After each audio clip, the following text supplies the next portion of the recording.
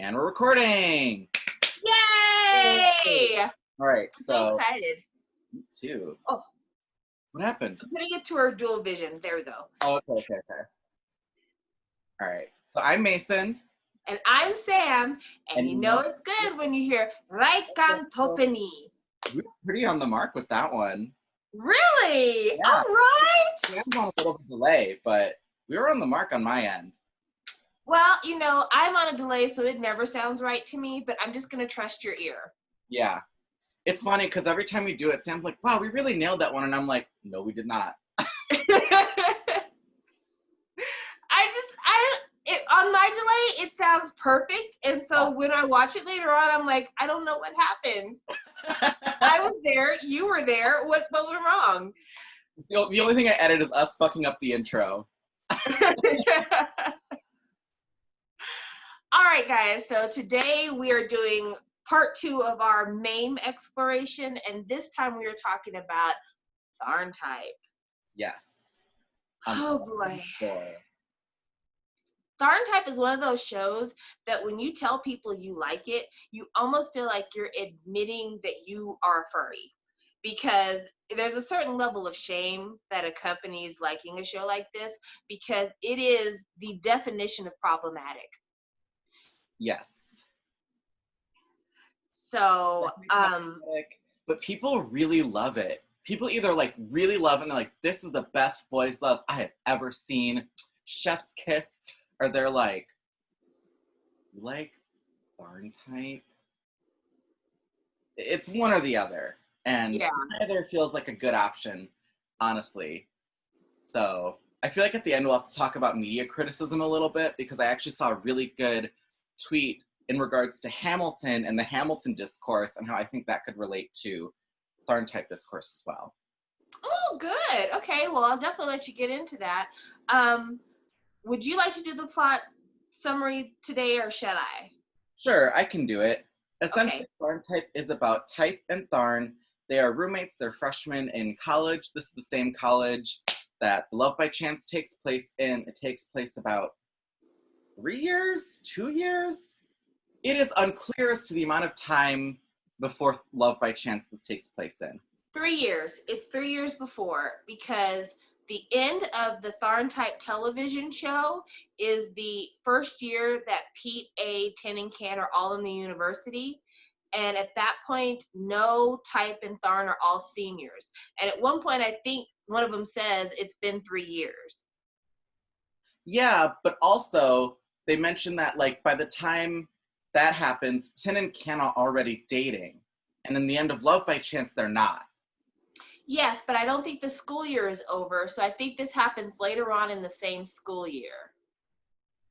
Okay. Which we will talk about continuity issues a little bit further down the line. Yeah, clearly we have some off the continuity errors going on. But Type and Tharn are living together. Type plays football and he is in sports science, yeah, so probably like physical therapy, that sort of thing. And then Tharn is a music major. He plays the drums and he's in a band. Tharn is openly gay and Type is extremely homophobic. So when he finds this out, he basically tries to get Tharn to leave the room by writing slurs, being abusive. It's bad. And then Tharn comes back at him with like sexual advances in a lot of ways.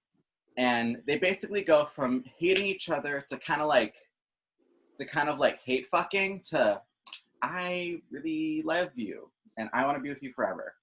And it's a really interesting progression. But there is a B couple. It's Tar and Tom from Love by Chance. They're the B couple, but this is pretty much an A couple story. It's called TharnType. We really spend the majority of our time with them. And it's basically how they go from completely hating each other to totally loving each other by the end of it. Yeah, absolutely. And so you don't have to scrub through this whole episode to do our reaction faces, let me go ahead and do mine now. Okay. Because that's literally how I feel like, I'm sorry, I love this. I honestly don't have a rating for this yet.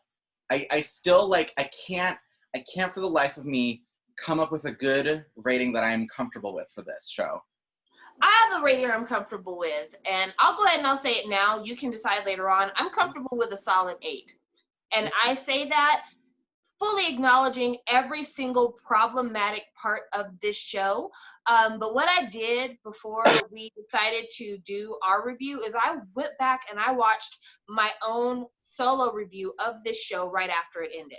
Because on my Shawwell 360 channel, I did a solo review of this right after the show ended, and it was just my point of view, my initial reaction, and I fully stand by every single thing I said in my initial reaction. I was actually pretty spot on with like the way I feel about it now even. And yeah, a firm 8. A firm 8, because while this is the most problematic show that we've reviewed, I believe, at the same time, when you take it all into context and put it together, the acting, the storyline justifies the 8. It's crazy because on paper, this show is terrible. The show fucking sucks. If you were to write, if someone were to tell me, like, give me like an episode by episode synopsis of the show, I'd be like, this is horrible. Who would make such a thing? But watching it, Mame, yeah. Watching it, it's really good, and it's really well done in a lot of ways. I don't know. It's such a weird show because at one point it's so problematic. It's, as you said, the most problematic show. But then, like, I think the way that the story progresses episode by episode is great. I think they do a good job of, once they get together, there's still problems that they have to discuss. And there's still things that they need to solve. And so it doesn't feel like the problem with Love by Chance was once they get together, once A and Pete got together, the story kind of got flat. But this one, there was still a build. It built to something. It had a really good climax. It had a really good payoff. You can definitely see how they fell in love with each other and why, you know? And the acting. I feel like we gotta talk about that first because this is super well acted. Like, across the board, this is one of the most well acted Thai boys loves we have seen. Especially compared to Love by Chance last week, which had one great actor, one decent actor, and the rest were questionable. So let's talk about that real quick, because when I was looking back at my review, Rosario made a note or a comment on my review, and she said that initially the guy who played Techno in TharnType Mild, he was supposed to play Techno in Love by Chance. Oh. And that he was replaced with Gun. And for those of you who don't know, Gun, Perth, I think Kinkla, I know Kuhart, and a couple other actors are all on the same talent agency.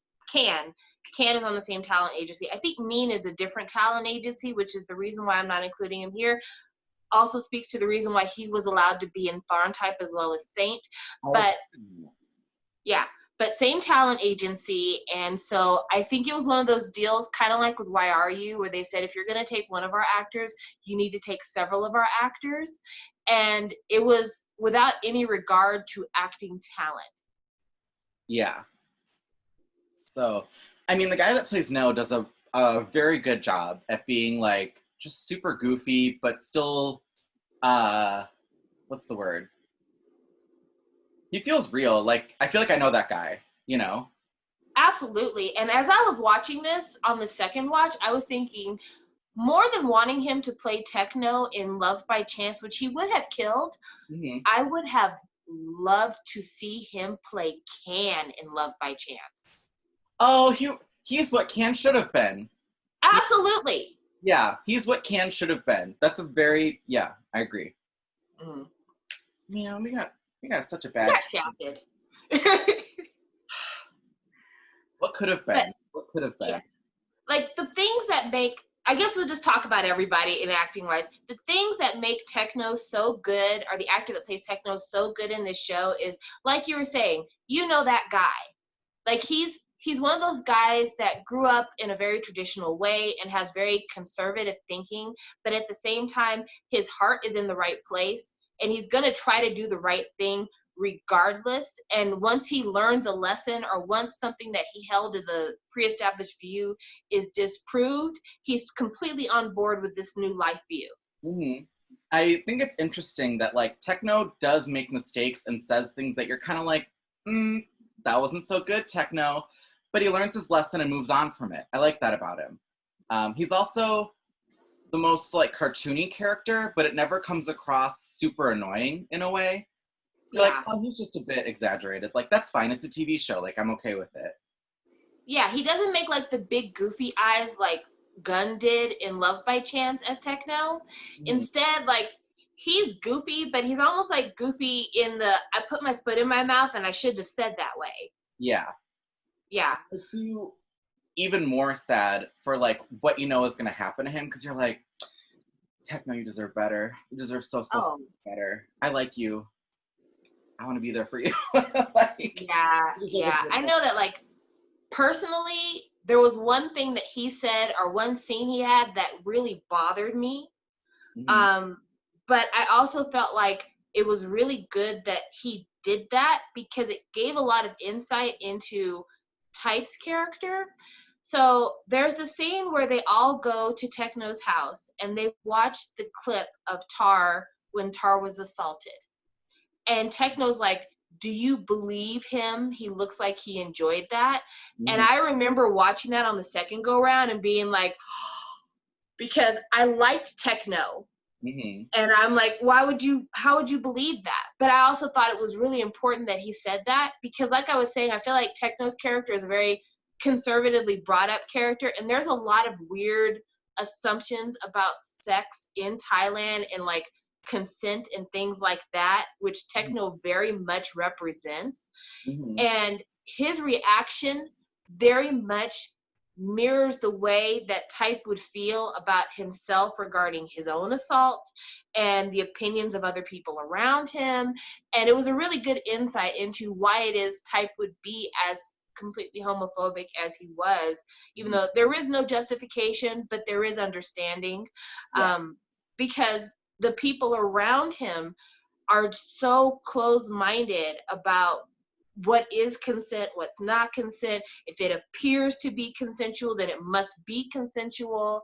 And so I can see why Type is very much like, I'm super homophobic, because without having that opinion, it may seem like he enjoyed the assault that happened to him. Mm-hmm.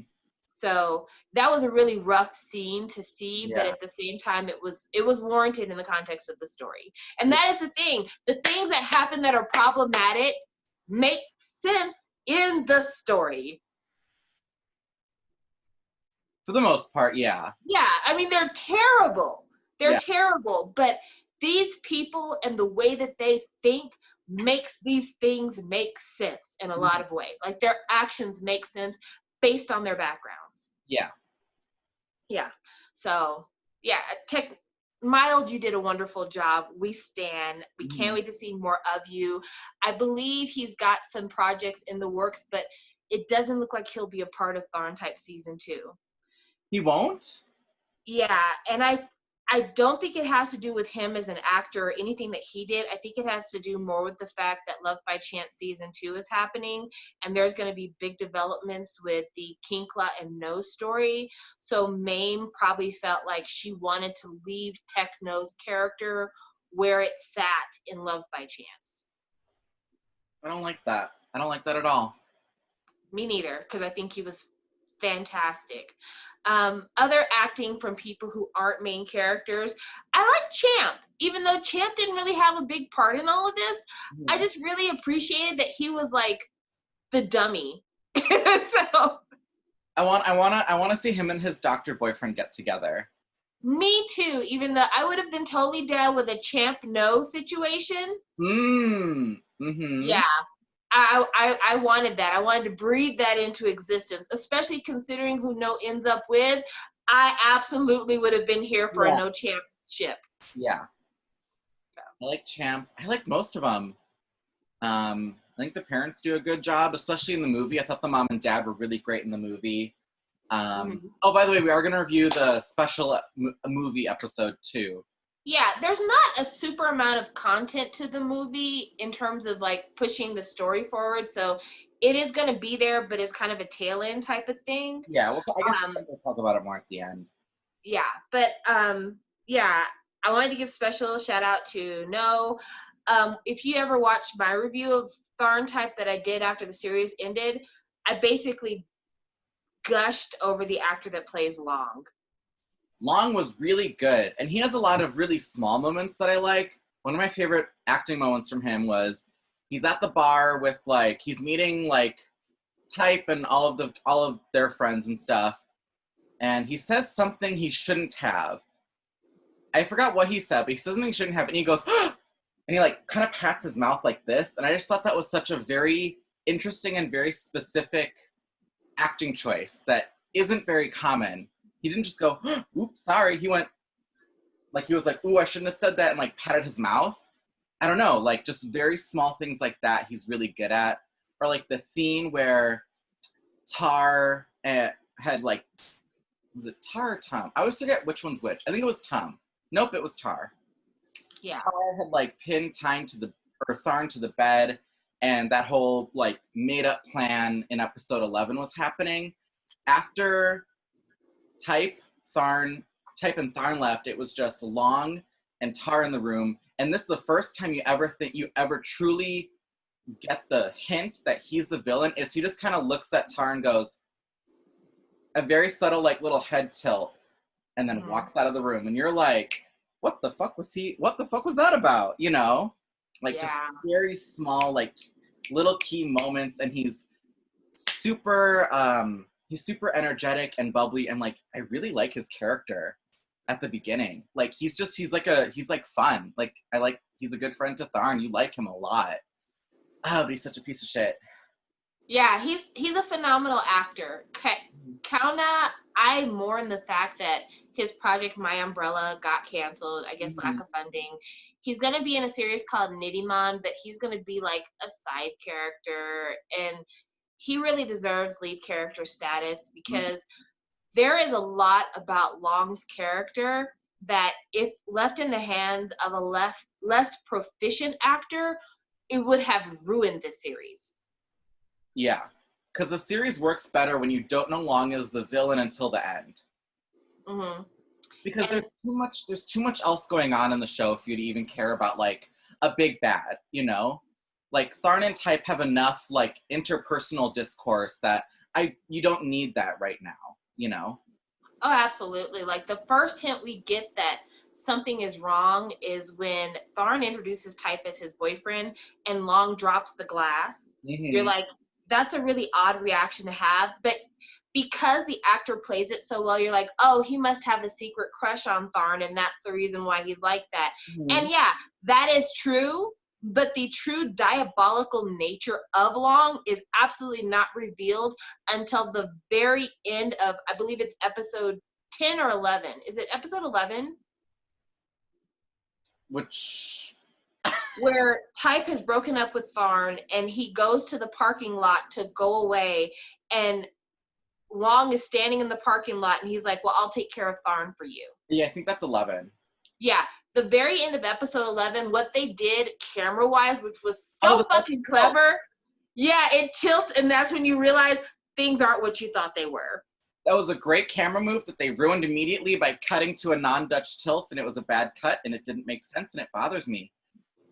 Anyway, sorry, that scene really bothered me, because I was like, ooh, that was a nice little, like, cinematic camera move, and then they started fucking with it, and I was like, okay, we didn't need to do all of this. They should have lingered in the moment for a little while, for sure. Also, they totally fudged up that ending, too, because he says, like, his, like, haha, I'm the bad guy generic line. And then he just he's like, haha, I'm the bad guy. And then he like pauses and then just like walks off screen, which is super weird. And like, they just didn't know how to end that scene, which they should have just had a close up on him saying that line, have some music play, and then cut to black. Were you thinking Billie Eilish's I'm the bad guy playing in the background? Because that would work for me. But it's just, I will say that there are some very small, like, filmmaking things that they do that are a little bit uncomfortable like that, where it's like they don't quite know how to end a scene or start a scene, and they'll have, you know, Long standing there being like, haha, I'm the bad guy, walks off screen. It's like, that's just a little awkward. Or there's another scene where Type thinks that Tharn is doing something to him in his sleep. It's episode like 3 or something.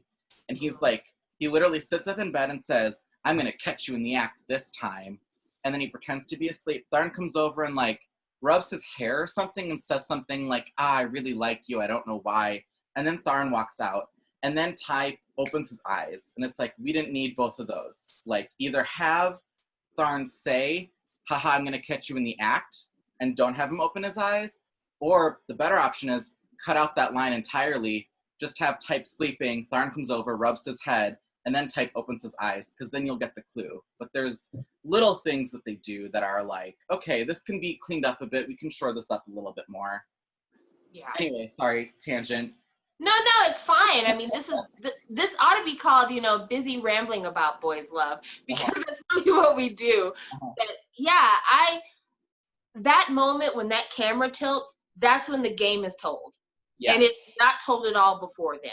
And even more shocking is that when you get to the big reveal that Type has known all along, and he has been in on it for as many episodes as he has, you totally don't see it. You totally don't see it. And that's one of the things that made me really enjoy this rewatch, is you start picking up little Easter eggs and hints that this is going on that you do not see that first watch. Right. Yeah, it was like a good watch. Yeah, when he broke up with Tharn, and he was like, everything I do for you, I remember being like, what? What the fuck does that mean? Yeah. Unless he's talking about everything I've done up until this point I did for you, and you're like, okay, I guess I see it. But then when you get to the reveal that he's been working with Tar, and they knew everything that was going to happen after that moment, you're like, oh, wow, you really did play the long game, which is the reason why I was so pissed off when he shows Long that he was recording the conversation, and he's still on the ground, and Long is on top of him and is in like the winning position to choke him out. That's like, yeah, well, Tharn's gonna believe me because I've recorded it. And there's conveniently a stone sitting to the side, which Long could use to bash your fucking head in. I'm like, really and truly, if you get away with this without getting even more beat up, wait till you walk away to be like, oh, I got that on tape. Right. But I mean, they needed that for drama. But yeah, Long was literally going to kill Type in that moment. And I'm like, you would have deserved this for being stupid. Yeah. I also do think in that moment, nowhere Champ really should have stepped in. Your friend has been beat up and is being choked out on the ground. Maybe do something. Maybe step in. Champ wanted to. Champ wanted to jump in. As soon as Long threw that punch, Champ was ready to go. And Techno's like, no, wait. Let's see what happens. Yeah. It's just like, Techno, I love you, but this is the time to jump in. Yeah, no, this is the time one of you records, the other one jumps in. It's okay. Yeah. But both Type and Tharn are really good at acting. Both of them do rely on like very specific like acting choices that they follow through. Like Type always talks out of a smirk. Or Tharn is always talking like out of a smirk. And then he'll kind of start talking and he'll slow down his sentence and he'll pause and then he'll go really fast. And he ends it in like a question. And it's, I don't know if this is just like a Thai thing, because I noticed that like a lot of times they'll like say a sentence, have a pause that's just a bit too long. And then they'll say something again, pause for another slightly too long, and then like speed up what they're going to say. Like, Sam, I just want you to know you're a really good friend. Like, it's weird spacing with a lot of their dialogue, which I think has to be like a Thai thing, because it's not the first show I've noticed that in too. Yeah, it feels very soap opera-y to me, or like telenovela-ish. Like, if you've ever watched telenovelas, like when they have the big kind of moment, everyone in the room is kind of like doing this number, looking at each other, and no one's saying anything. and then the camera cuts off. And Yeah. I'm like, this feels very overacted in Yeah. a lot of ways. And a lot of people spent time talking about how great Mew was as Tharn, and he does do a good job, but consistently the best moments of acting for both Mew and Gulf, who played Type, were the moments where they are together and when it is just the two of them. Mm-hmm. When they are with No, the acting falls apart a little bit. When they're around anybody else, their acting kind of falls apart a little bit. It comes across too broad. But when they are together, they make a lot more sense because their reactions are very similar when they're acting together. Yeah, they're really good at playing off of each other, Mm-hmm. and not just doing exactly what the script says. Especially Golf, because I think this was like his first acting role. Like, Mm-hmm. kudos to you, dude. Like, you really pulled it off. And he wasn't one of those people that like, oh, it's my first acting role and I have to kiss a boy. It was like, all right, let's do it. Yeah. Let's make out. And you're like, damn. Yeah, I get the feeling that when it came time to workshop before they filmed, that Mew and Gulf must have just lived together for a few days. Because it's not even just that they're comfortable with kissing each other or that they're comfortable acting off of each other. It is the way that they physically express their affection to each other through small touches and eye contact that you're like, this looks like two people who have a lot of affection for each other. Mm-hmm. Yeah. Like one of your favorite scenes when we were watching it the first time was after he had broke up with Pufa. I can't pronounce the girl's name. Yeah. And they had made up on the bed. The very next day, Tharn is sitting on the floor and Type is on the bed and starts putting his hand in Tharn's hair. Mm-hmm. And then gives him the kiss, the sideways kiss, and then rolls over to take a nap. Uh-huh. And like, it's not about the kissing in that scene at all. It is about like the tenderness of those two and the way it physically manifests itself. And it's like one of the first times that Type truly shows genuine affection for Tharn, you know? In more than just I want your dick in me, in more of a, I really like this person. I am happy to just be next to this person. Yeah. And that's why the show is just, it's problematic, but like they are so fucking good together that like, I wish they would do another show where it's less problematic, but it's them as the leads. But honestly, I'm so excited for season 2 because they're magic together. They work they kill it. Like, well. This is gonna sound really bad, and I don't want to be an asshole or be misunderstood, but like some boys love shows feel like boys love shows. This felt like a gay show. If that makes any sense, because boys love, they've kind of tried to write themselves as a very specific thing, you know, teenagers, first love, young guys, I don't like anybody, no one is gay, I'm just like you, that kind of thing. And there is a little bit of that I'm not gay, I just like you stuff on Type side, but Tharn is like, I am gay.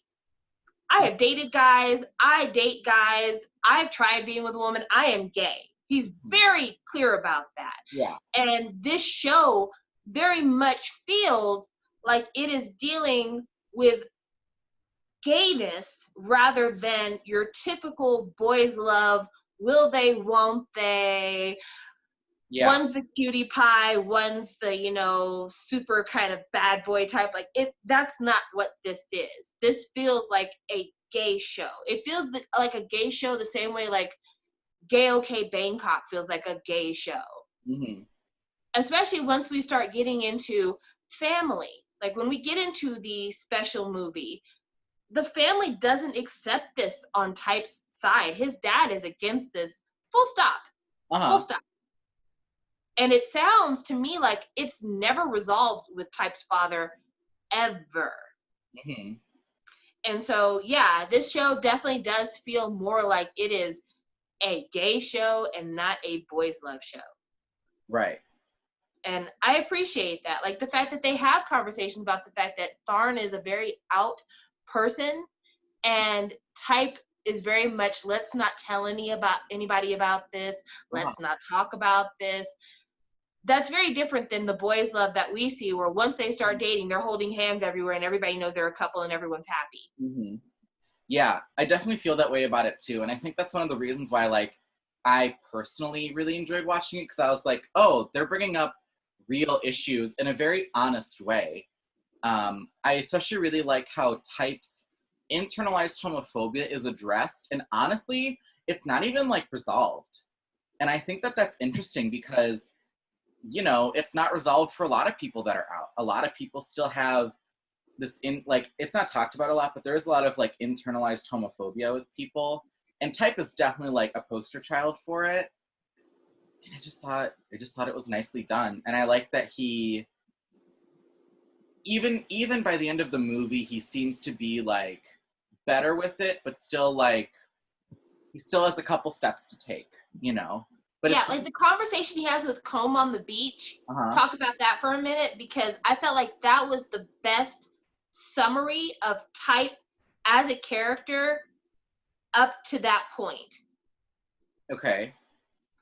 So when Combe and Type are on the beach and Type is apologizing to Combe, did you catch how he's like, I'm still not over my homophobia? Mm-hmm. And I'm like, yeah, even though he and Tharn have been going together for what, almost 4 years, at the end of the movie, No, that he's that scene took place about a year after they started dating. it did. It took, but he doesn't go out of that. Like, you don't get the feeling at the end of the movie or at the end of the TV show that he's completely out of that place. Right, right.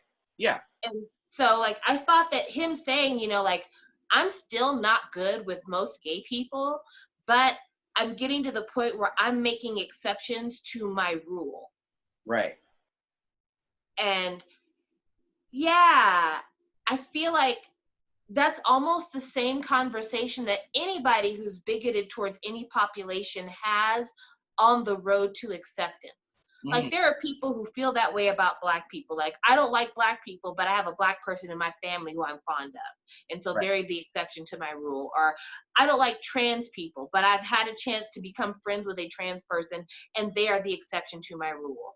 And it sucks that that's sometimes the way that people get over their biases, but it's also important sometimes that they're able to normalize lifestyles outside of what they've previously accepted, because that is a start to get on the road to full Right. acceptance.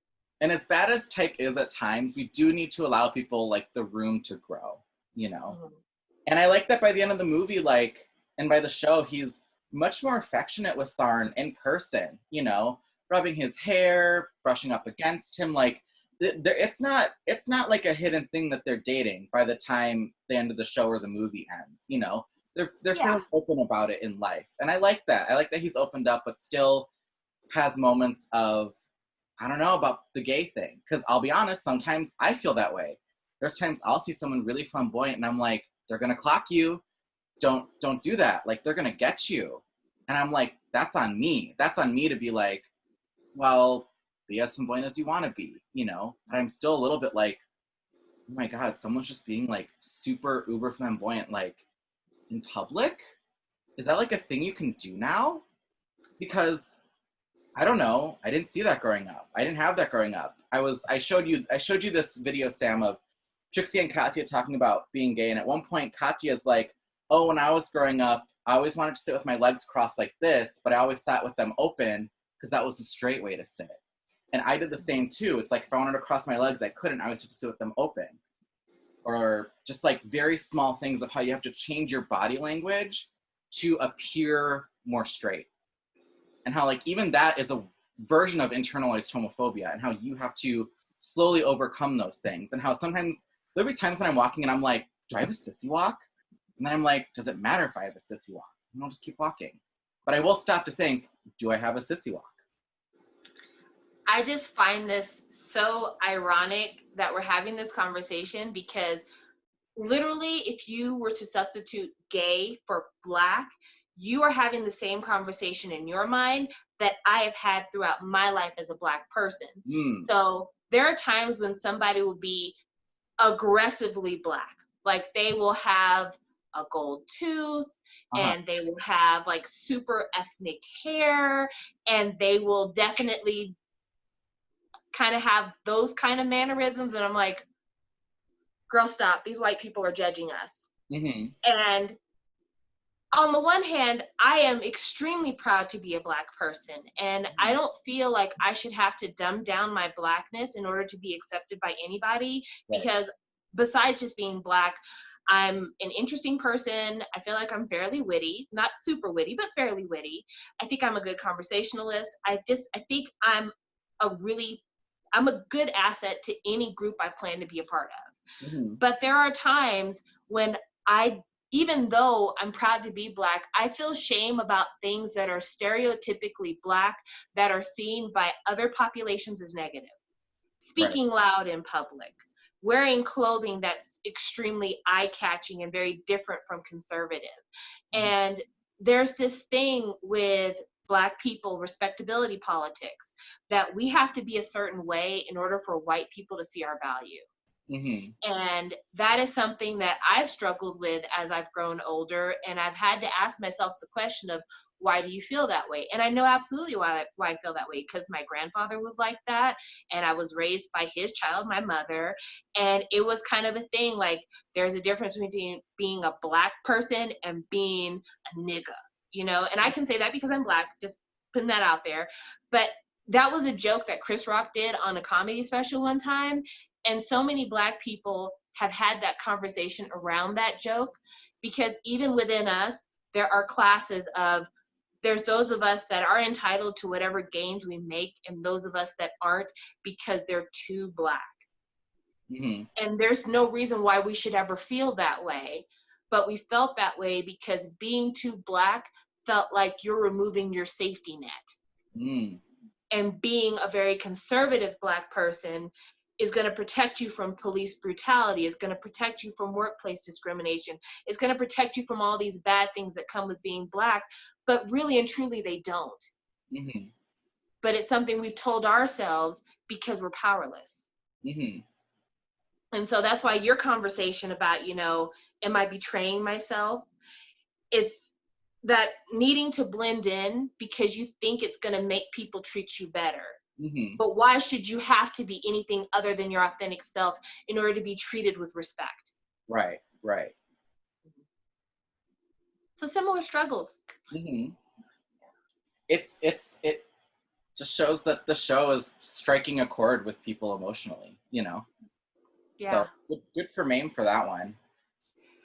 Yeah. I guess we got to talk about the elephant in the room. Bad for Mame for the fucking absolute violence related to sexual assault in this show. She is really almost fetishizing it. It is weird. Like, it is uncomfortable.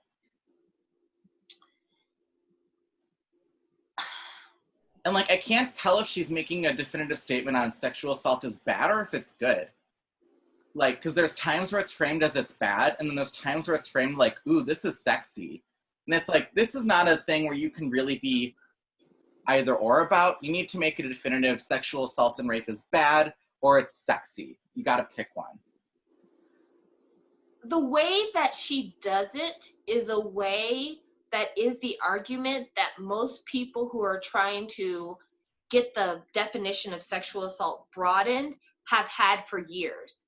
Right. She frames it as if it's only sexual assault if you are a child being assaulted by a grown-up, or if you are in a completely, absolutely no consent situation and you're taken advantage of and you wanted no part of it and you felt no enjoyment in it. Right. And the idea that you can be sexually assaulted and have a level of enjoyment, or at one point you did give consent, but then you took away that consent, that is never accepted, allowed, or discussed. Right. So the fact that Type was kidnapped at 11 years old and sexually assaulted by a grown-up is completely seen as a bad situation and as a justification for his homophobia. Yes. Tar being drugged and raped by 3 men as a kid is seen as, oh, this is bad and this is what makes Long a victim. But then his self-doubt and his self-loathing is never treated properly. And it's seen as a good excuse for him to break up with Tharn when that rape should have nothing to do with him breaking up with Tharn. Mm-hmm. And it should have everything to do with him just maybe needing some time for himself to come to terms with the fact that something he wasn't prepared to give away was stolen from him. Mm-hmm. But it's like those are victims in Maine's eyes, but Type being asleep and Tharn putting hickeys all over him, that's not sexual assault to her. Type being asleep at multiple points in the early episodes and Tharn putting hands all over him and kissing him and stroking his hair and all this is not framed as sexual assault because it's helpful. The shower scene where Tharn kind of aggressively pushes his way into the bathroom and has a sexual relation with Type that Type never says that he's on board with is seen as, well, he liked it. Yeah. And that is, again, this is why we wear the cone of shame while we talk about this show, because that is uber problematic. Well, one of the scenes I hate the most is there's a scene where Type says something to Tharn and Tharn like pins him to the bed and Type looks like he's about to cry. Like he is like severely, severely triggered by what is happening right now. And it's like, this isn't funny, this isn't cute, this is bad. And Tharn does not back up, really. And there's two moments like that. I think Tharn says, are you gay because your dad didn't love you? And that's when Tharn jumps on him and Type is like, oh, I'm sorry, please don't hurt me. And Tharn backs up. But there's like another moment where Tharn is like kind of hitting on Type and he's like, I was just trying to make you feel good. And it's implied that he was going to give Type a hand job. And it's just like, that would have been assault as well. Yeah. So I feel like it maybe Maine's representations of this stuff reflects a bigger cultural understanding of sex and sexual assault and sexuality and consent and things like that. Because even Techno, which we discussed earlier, he had kind of skewed ways of thinking about this. Right. But it is extremely uncomfortable and sad to see it played out like this. It's hard to watch. Honestly, the first few episodes are kind of hard to watch. Yeah. When Type gets drunk in the bedroom and Techno leaves him with Tharn and is like, please don't rape him. I've got to go home now. And I want to say the next day, Type goes to the football field after he's woken up in the bed with Tharn and he's got all the hickeys on him. And he says to Techno, Tharn said it would have been my fault for falling asleep in his bed if we had done anything together. And he doesn't say it as if like, can you believe what this asshole said to me? He says it like, yeah, you left me there drunk and it would have been my fault if he had taken advantage of me. Right. And that's just exactly what happens to Techno in Love by Chance. Right. And it's just like, Maine, what the fuck? First of all, it's still different anyway because like that was Techno's bed, but also it wouldn't have mattered if it was different because it's still wrong. Yeah.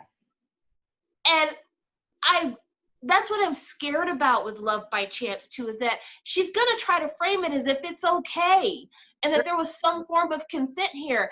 And until that is addressed as being absolutely wrong, I don't ever want to see anything good ever happen for Kinkla ever.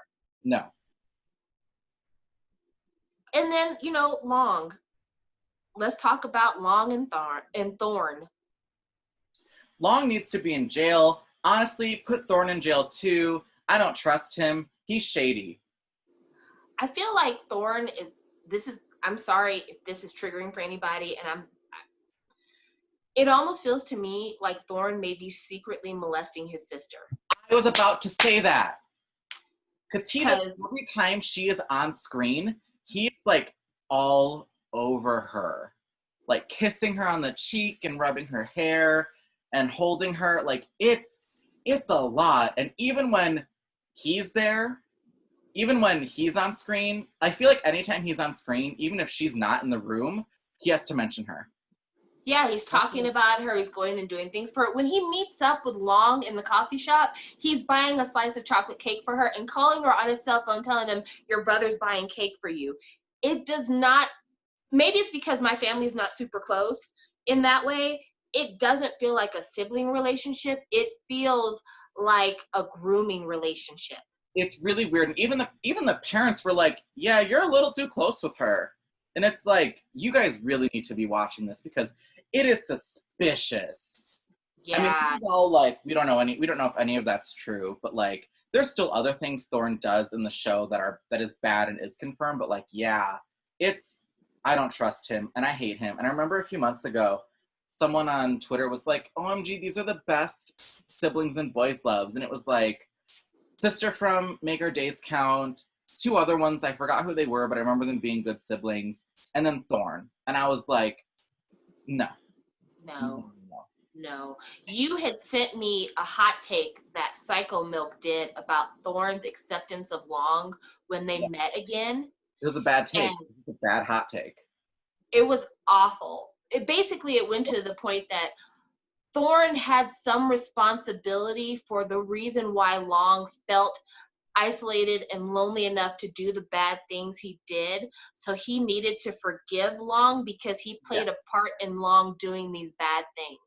Right. Like if you're Thorn and you know that your brother's best friend had been arranging for people to break up and hurt your brother and arranging for people to gang rape an underage kid, wouldn't you be like, the next time I see this person, he better watch these hands because I will start wailing?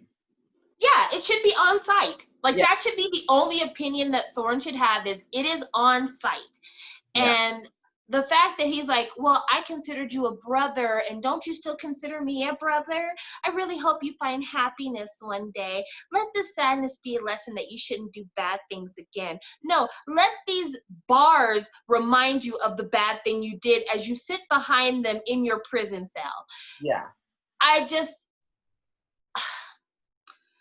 Thorn doesn't know this, but Long should be in jail for many things, but he also, they could maybe get him for attempted murder for Type. Yeah, absolutely. There's physical assault with Type, attempted murder, rape of a minor, setting up a rape, just all the things should fall on Long's shoulders. And the fact that they never do. Mame, what the fuck? It's my least favorite loose end, is it's like, no, Mame, fuck you. Dude should be in jail. Long shows up at the bar at the beginning of the TharnType movie while Tharn is on stage singing his love song to Type. And he's just like, oh, I'm sad because it's true that they like each other. Oh, I'm ashamed. I'm going to go away. Why are you showing your face in public? The night that you went home and you met up with your sister, that should have been the night that you packed your shit and moved. You should not have gone anywhere. You moved out of the country, and it's like, that's the best option because you should not be anywhere in Thailand. Yeah, you should be afraid to step foot in this country again because it is on site. There are multiple people looking to harm you or possibly kill you. Mm-hmm. And yeah, I just don't understand it. And Mame also, let's just talk about that because it was something that you mentioned when we first watched it. The fact that they did that whole special episode to try to get us to be sympathetic towards Long and the thing that he has done, the things that he has done because he had a lonely childhood and he didn't have any friends. And fuck out of here. There's a lot of people that experience severe levels of trauma early on in life, and they don't rape other people. Yeah, I'd even watched that episode on the rewatch. I was like, fuck that man. I'm not watching this. This is propaganda for long. Absolutely not. Yeah, it is upsetting. But other things that are upsetting in relation to Thorn, Pisan.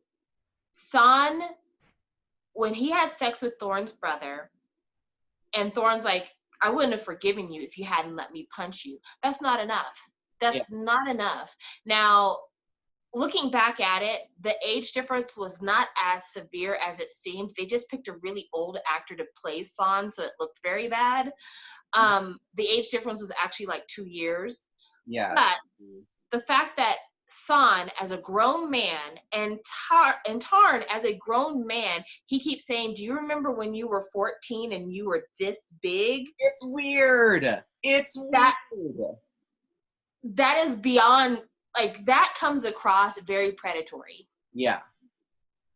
Yeah, I don't like that she keeps creating the abusive gays and predatory gays storyline in her writing. It makes me uncomfortable. I think it's a really ugly and it's just a gross stereotype. And honestly, fuck her for doing it. It's genuinely offensive. It is. I don't understand her rationale for. First of all, I could have done without San's character completely. Like, he could have been talked about as he was Tharn's first time. He didn't have to be a conflict in the relationship to get Type to go public with Tharn. That wasn't needed. So he could have been out of the story. But the fact that he feels the need to interfere in Tharn's life over and over again over the years, that he considers Tharn his first love, and just all these other the way he invites himself to Tharn's house on Tharn's birthday and buys him presents, it just doesn't feel good. Right. And I think about, for me, how uncomfortable it's got to be for somebody who was your first sexual experience, was a sexual experience that Tharn himself has said was painful, that he didn't like, and contributed to the reason why he never bottoms anymore. Mm-hmm. And that person continues to come around your family, continues to insinuate themselves in your lives, will not let you go. Mm-hmm. That. Well, him and Thorn share common grooming interests, so that's why they're still friends. It's awful. It's just awful. Yeah, we acknowledge the awful. The fact that we still like the show, the fact that I'm still comfortable giving it an 8, even despite all this, again, the acting, the twists and turns of the plot. But yes, this is all wrong. All of it's wrong. And the violence. Violence. Type hits Tharn multiple times after they've been together. He shouldn't have hit him. He should never have hit Tharn before they started getting together. But the fact that he knees him in the balls very hard and leaves Tharn on the floor in pain, bad. The fact that he sees Tharn and San together, and then San grabs Tharn and kisses him, but then that San grabs Tharn and kisses him, and then Type punches Tharn because he got kissed by another man without consent. It was like, what's going on here? Yes, there's a lot of that. The way he grabs him by the neckline when he sees him talking to Tar, the way that he smacked Tharn when Tharn's like, but you're my wife. Just everything. The violence is just obscene. And on the one hand, I kind of get why Type reacts this way, because his outward violence is a reflection of his inner homophobia.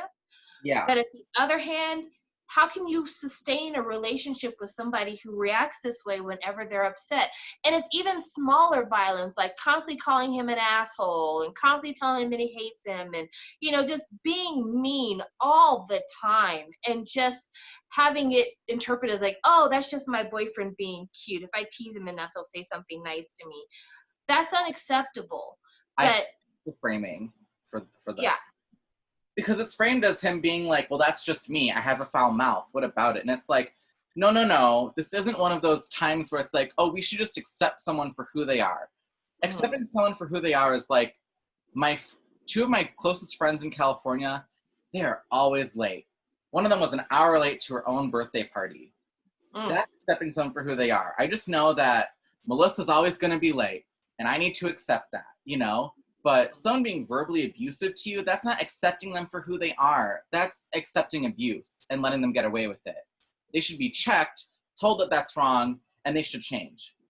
And I mean, Type being allowed to be continually abusive to Tharn plays into the fact that Tharn doesn't know what a healthy relationship looks like. He's never been granted the ability to have a healthy relationship, so he'll take what he can get. And it's unfortunate that that's the reality of his situation. But also the fact that Tharn did so many very creepy and assaulty things to Type before they started dating, it makes you wonder what San did to Tharn before Tharn started exploring his sexuality on his own. Because I feel like that whole, like, kissing you while you're asleep and, like, you're going to like this, you just don't know you like it yet, that feels very much like the language that San probably used when he was getting together with Tharn. Right. And Tharn internalized that as being, this is acceptable behavior amongst gay men. Yes. And that's, again, another reason why San can go choke. Yeah. So, small things that are fun, but I would like to see them resolved a little bit better. The neighbors. Clue and So. I like them. They're so cute. They are. You know, in my memory, I thought that at the end of the show, they agreed to go together. But when I watched the movie again, Clue still has no clue. Yeah, that's why his name Clue. He's clueless. Yeah, he's like, So's like, I'm going off to Seoul to train as a trainee, and I don't know what's gonna happen. I don't know when I'll see you again. Will you wait for me? And Clue's like, yeah, I'll wait for you. And then he turns around and goes, what am I waiting for? They still never get there. Why did So not say anything for 4 years? Right? I would love to have seen them get together. I thought they were so cute. Even though I don't know how long they've known each other, because they were seniors when Tharn and Type were freshmen, and the conversation that they had was before Long left to go to Germany. So it was still in that first year for everybody. So I don't know how long they've known. Huh? I thought they were freshmen. No, because remember, So is telling Clue, like, why are you so worried about them? And he's like, well, we have to take care of the juniors. Oh, I don't remember that line. Yeah, so they were seniors at the time that the show started. And I think it was the end of their senior year when So decides to go away to become a trainee. But we don't really know how long they've known each other or how long they've been living together at that point. Right. But it's just, I would like to have seen some resolution there. Right. Because it feels very half resolved. Yeah. I do like that Comb got a man. Yes, yeah. Comb got a man, and they have their own book. And Comb's man is the one that Type's mother was talking about when they said, our neighbor's son got proposed to and has a 10 million baht dowry. Yeah. Yeah, so that's Comb's man. Is the foreigner that proposed to him the foreigner from the bar in, like, episode 7 or whatever? No. The foreigner that proposed to Comb is somebody else. Okay. Because I think the foreigner that proposed to Comb was either British or American, so it would have been a different accent. Okay. Yeah, but it was sad to see or to hear that part of the reason why Comb took the abuse from Type for so many years is because Type was his first love. Yeah. That's really devastating, because from what I understand from different synopsises that I've heard, because I've never read the book, part of Thai culture is that while they are fairly accepting of foreigners in Thailand, they're not looked upon as suitable romantic partners. That, like, the people who date foreigners and marry foreigners are people who couldn't get a tie partner. Mm. And that's part of the reason why in the book about Tin and his brother, that the grandmother doesn't accept the first grandchild because his mother's a foreigner, because they tend to want to kind of keep it more in-house. Well, Combe, not being able to date Type, I guess just starts dating, and he ends up with this foreigner, and he gets judged a lot, not just for being gay, but also for dating a foreigner. Mm-hmm. And from what I've seen from videos about Thailand and stuff like that, that's kind of a general attitude that a lot of people take, is that when white men and other foreign men come to Thailand looking for a partner, if they're coming there looking for a transgendered partner, they tend to have more success, because transgendered people tend to kind of classify themselves as we should take what we could get because of the way that the rest of society treats them. Right. And so there's that kind of conflict and that opinion that becomes an issue for Combe and his fiance in their book. Mm. Which, that's sad. That's sad. Yeah. That is sad. At least he's marrying rich, though. True. He's getting that money, and I appreciate that, you're going for the gold. But yeah, it's again, Mame, and I feel like if Mame could just have somebody to bounce her ideas off of, she could be such a good writer, because the raw material is there. Right. But then she falls into these really bad tropes based on really bad thought patterns. And it's like J.K. Rowling, It's like there's so much good that is present and could be elaborated on, but then you taint it with your own worldview and you make it bad. Mm-hmm. And it's a lot of people try to do like death of the author, but I feel like that's also hard for a lot of people to accept. And even if you do try to adapt that, there's still mad problems with Mame's material. Whether or not you remove her from it, there's mad problems with her stuff. Oh, absolutely. If you remove her from it, there's still issues regarding sexual assault, violence in relationships, underage sexual activity. All those things are still very much big issues. Yeah. And so I don't see how death of the author can apply, because those things only come from the mind of the person who created it. And also the fact that she has a heavy hand in, she picked the actors for TharnType. This was a completely self-funded project by her. She was the screenwriter for TharnType. Like, this is her. This is not someone's adaptation of her. This is completely her. Mm-hmm. So how can you divorce her from it? Mm-hmm. I don't know. But, these are the things that we deal with. But still an 8. I'm still unsure. I want to give it a high score, but it just is problematic. I feel like I have to give it a high score with like an asterisk next to it. Like, it's an 8, but just so you know. Like, I don't know some stuff, couple trigger warnings. But it reminds me of the Hamilton discourse, because, and the Hamilton discourse isn't new, by the way. People are more aware of it now that the movie's on Disney Plus, but like the Hamilton discourse that's on Twitter right now, that should happen on Tumblr 5 years ago. So there's no new info, there's no new hot takes, but it's basically just like people point out problematic elements of Hamilton, even though it's really popular. And some people are like, oh, I either really love Hamilton or I really hate it because it is super problematic.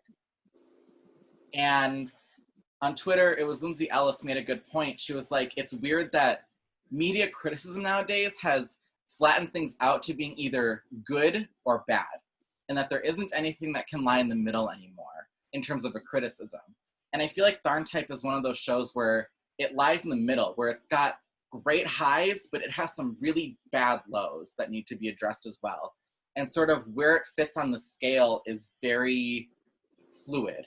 And it's not essentially TharnType is good or TharnType is bad, because it is both in different aspects. So that's what the Hamilton discourse reminds me of. Is Hamilton is good, but yes, there are bad parts of it and what is it glorifying, you know, and things like that. So yeah. So before we get into the Instagram of the day and the manga of the day, I wanted to read a tweet that was on my timeline that I thought was interesting about the future of boys love, and the reason why, if you think that Mame is out of the game or that a Mame is over trend is going to stop her from making her coins, you are dead wrong. So I saw this tweet from OGTNAF. I don't know how to pronounce that. I'm sure it's short for something. But the tweet says, what happened in Boys Love Market? 600 million plus views on Boys Love dramas on Line TV.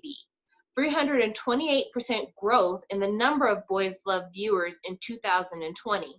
Thailand produced 40 Boys Love dramas in 2 years, the most in Asia. 75 publishers are targeting only the Boys Love novel market, and 1,533 Boys Love novels are on the shelves at leading bookstores. And that the source of that is an article on Bangkok Business News. So if you wanted to read more about that, you can. But they said that the age group that takes proportion in this viewing is 65, which is bizarre. Therefore, it's surprising that more seniors started to get interested in Boys Love. But this is the reason why Mame is going to continue to make money, because Mame's Boys Loves are a reflection of traditional Thai thought. And if you've got older people watching Boys Love and the Boys Love market is increasing threefold, they're going to continue to target that audience because that's where the growth lies. And seeing numbers of 600 million views on Line TV, which doesn't even touch the people who are watching it through illicit channels, illegal downloads, uploads, all that shit, people who are watching it on YouTube, people who are watching shit on Viki, all this other stuff, it just goes to show that these problematic trends aren't going to go away unless people like Mame stop writing them, because the views are there. Right. TharnType was a massive hit when it came out. If TharnType had come out during coronavirus, we wouldn't even be talking about how Good Together was, because TharnType probably would have taken that market. But yeah, TharnType and Love by Chance are two Boys Love that you can squarely sit the shoulders of the 2020 popularity on. Right. Love by Chance, for many people, opened the door to getting invested in Boys Love. And there's so many people that have told us that that was their first drama. And then TharnType was the one that made it to where not only are we doing Boys Love, but we're trying to get as sexy as possible in our Boys Love. It so really the game immediately. Yeah, it's all Mame. This is her market. And so she's never going to stop making money. She's never going to stop having her stuff translated into media. This is her kingdom. Right. All we can ask is that we continue to be critical of what she's putting out there, because hopefully at some point she will hear it and she will do better, and the people who follow her will do better as well. Right. There's no point in getting complacent with it. You have to keep critiquing it. Yeah. All right, so my Instagram of the day, I don't think is a surprise to anybody. It is Kauna. Like I said, I think that he was amazing in TharnType. I hated his character, but I could only hate his character the way I did because I loved his acting the way I did. So you can look him up on Instagram. It's KAOWNAH, Kauna. And he's starting to get some more parts in some other series. He's got this one guy named Turbo that he's kind of in a ghost ship with. Everyone ships them together, but they've not ever done a show together. They were supposed to do My Umbrella together, and they were going to be the lead couple, but that project was sidelined. So ever since then, their mutual fans have been like, this is our OT ship, and we want to see them flourish. So because of that, I wanted to give him some shine, and hopefully if you follow him, you'll be the first to know about his new projects, things he's involved in, and you can give him support in his projects, because we really want to see better actors in Boys Love. There was an actor who's going to be in a Filipino Boys Love who did a press conference where he said, boys love is different from gay because in boys love, they only like each other. They don't like other men. So when you're inviting people who don't even understand the genre they're in, that are in there for idle purposes, like we elaborated on another episode of our show, it can ruin things for those of us who have an open eye and are listening to what's being said. So I absolutely want to have somebody who's acting and like really acting see success with his projects. Right. Also, what we didn't talk about, and I totally almost forgot, right now, Thailand's government has put together a exploratory survey website to see if the general public would be interested in passing a same-sex referendum in Thailand. Mm-hmm.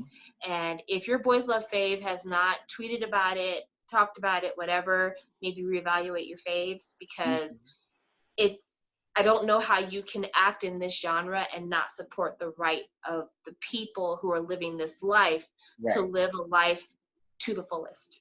Mm-hmm. I just like that Max Toll were like the first people to talk about it publicly, so. Because they're always the first. They're like, we got you. Yes, they're like, about time. We were just talking about, we're going to Switzerland to get married, or are we going to try to do this at the house? So, yeah. And then my manga of the week, I have to censor the cover a bit. It's not because it's that steamy, it's just I don't think YouTube allows certain things on their site. I don't know. It's not that steamy. It looks kind of steamy. I don't know. It is this manga. That's all I can show. This is the back. The back has the title. Ooh. It is called The Fourth Generation Head, Tatsuyuki Oyamato. It is by Scarlett Barrico. She does the art and the story like most manga authors. I picked this one because I think it has similar vibes to TharnType in the sense that it has some definitely problematic elements, but is overall just a good read. And it's in that weird space where it's like, yes, there's problematic elements, but there are some very nice moments between the characters, and you definitely really like both the male leads. It's sexy, it's steamy, it's honest. I think the characters are really good. It's beautifully drawn. I'm trying to find a good panel. I just really like the drawings. I'm really picky with art, honestly. So I just think the art's really good. It's super sweet, but yeah, it's a little sexy. It's TharnType-y. So it fits with actually flashed it. It fits with the theme. But that's my recommendation. Again, it's Fourth Generation Head, Tatsuyuki Oyamato. It is published by Sublime in America. So just go to sublime.com. They'll have links to where you can buy it. You can buy it off Barnes & Noble, I believe. But yeah, that's my recommendation for the week. All right. Well, thank you guys for joining us for our discussion of TharnType. I'm really proud of ourselves that we didn't spend a ton of time talking about the intimate scenes, because that could have been a huge discussion. And also, like, I feel like if it wasn't for TharnType, you wouldn't get all of the skinship you got in Why Are You, but don't say you heard it from me.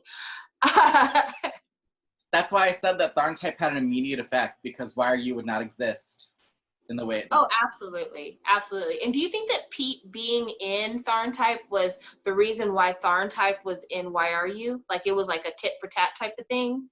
I could see that. Yeah, but thank you for sitting through that with us. And next week, we are going to be doing a review of a very short series. It's Life, Love on the Line, which is a Japanese series that we are both currently watching on Viki, because that's the legal place to watch it. I'm just going to spoil it because I have to. You have to. Both Mason and I are huge fans of the series History 3, Make Our Days Count, which had a very sad resolution. And our two favorite lovers are on Life, Love on the Line. They make a brief appearance in episode 4, It's But beautiful. it is a great appearance. Yeah. It's everything the final episode of Make Our Days Count didn't give you. They deserve. Give them more projects. Together, separately. I love them both. They're so I love them so much. I love them so much.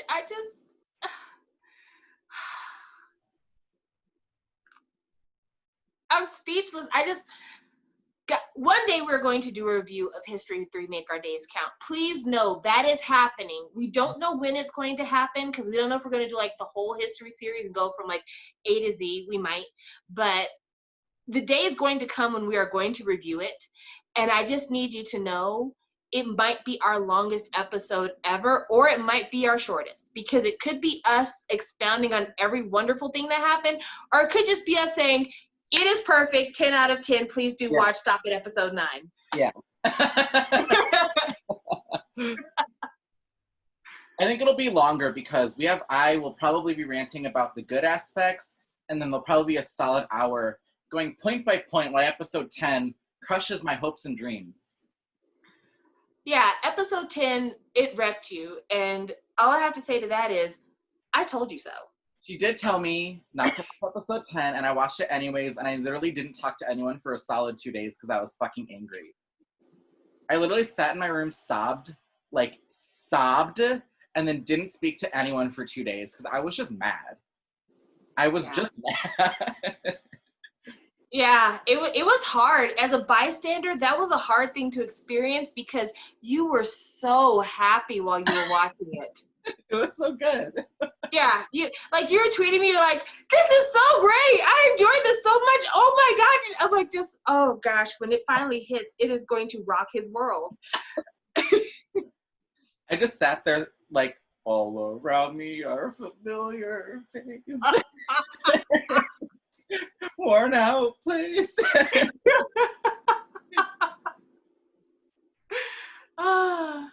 All right, you guys, we will talk to you later. Again, it's Life, Love on the Line. It's on Viki. It is a Japanese BL. Please watch it so that when we have our conversation, you will be in the know. And we'll talk to you later. Right. Bye.